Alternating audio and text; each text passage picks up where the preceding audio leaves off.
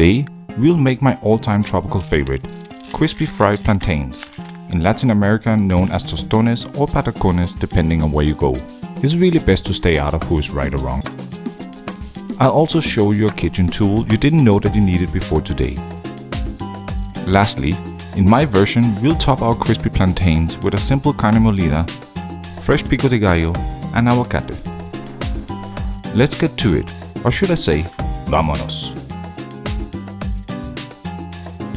Before we get to our plantains, let's mix together a quick Pico de Gallo to give those rich flavors a chance to combine.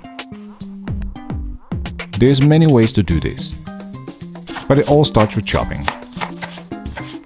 And luckily, precision is not really needed here.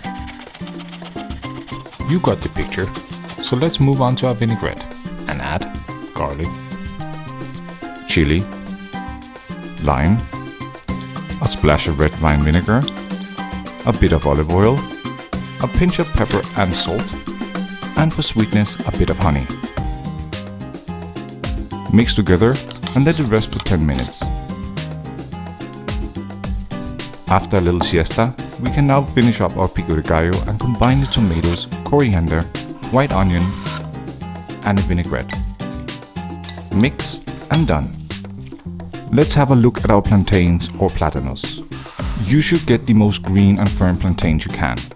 As the plantain ripe, they go from green to yellow to black and also progressively sweeter. And while a ripe fried plantain can be tasty, they at that point should be used for maduros and not for tostones or patacones.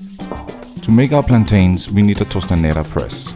They come in different sizes and can be either in wood or metal. They also come in different molding options, depending if you want to make the tostones in a flat version or into a little basket and stuff them.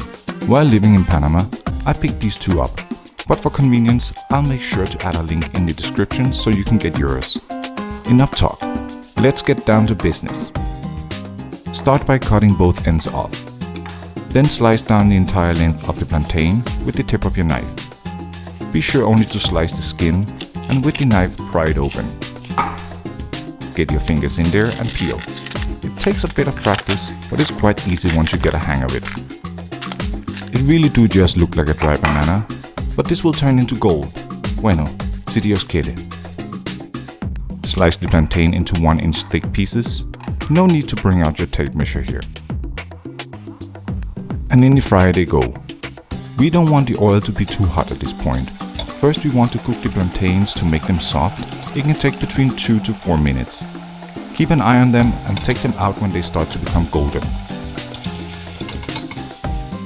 Now it's smash time. One at a time, while still hot, place a piece of the plantain in the tostanera and give it a firm press. We want it to come out looking something like this, but I've even seen them thicker. Raise the oil temperature to medium-high and add the flattened plantains back into the oil and fry them crisp. It will take about a minute. And look at those golden crispy plantains. At this point you could serve them up as a side dish or as a snack with the Pico de Gallo or guacamole. Add a bit of salt and let me just quickly show you how I make my carne molida. Add ground beef to a hot pan and brown. Some onion, garlic and a bit of chili. Now add some chopped tomatoes and let it come together. I'm sure you got your own twist on this. Meanwhile, grate a bit of your favorite cheese. Roughly chop up an avocado and add a bit of lime. The meat is done, let's plate this up and eat. Get a spoon of meat on there or use pulled pork. No matter what, this is going to be fantastic. Sprinkle some cheese. Add our Pico de Gallo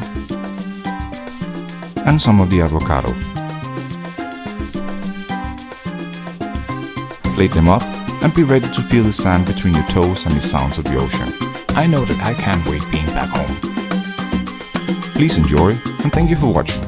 I'll see you next time.